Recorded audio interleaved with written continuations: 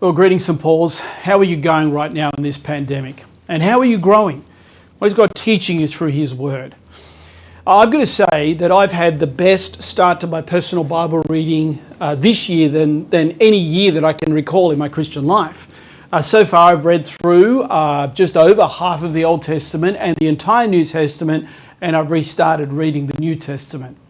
It was pretty hard work to start with, but now it's just become part of my daily routine and habits.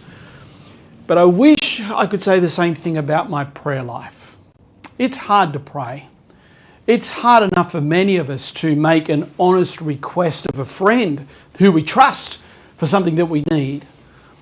But when the request is called prayer, and that friend is God, for some reason things just seem to get a whole lot harder. We've probably all heard the formula phrases, the meaningless repetition, the vague non-requests, the pious tones of voice, and the air of confusion as we listen to the prayers of others and potentially heard our own prayers. If we talk to our friends and our family the way that we often pray, they'd probably think that something was wrong with us. Prayer for many is too often a production and a problem. It's hard. Many Christians don't even pray unless there's an illness or a decision to be made. Many church prayer meetings are filled with what American theologian Joel Peakey calls prayerless praying.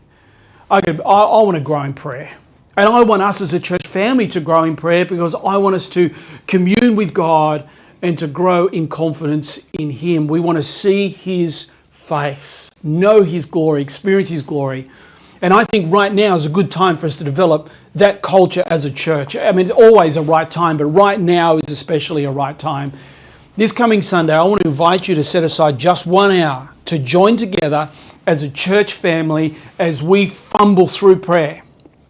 And of course, it's going to be online, but as we fumble through prayer together, we will be praying for God's presence to be real for us as we encounter Him in His Word, as I preached last Sunday. We'll be praying for churches across this city and for the Word of God to increase and spread. It's not chained even if we are in lockdown. And we'll be praying for our society. Frontline health workers, those who are isolated, struggling with mental health, for teachers transitioning to online learning, for the protection from domestic abuse and relational breakdown as people are in close quarters together. So please gather to pray this coming Sunday at 4 p.m. online.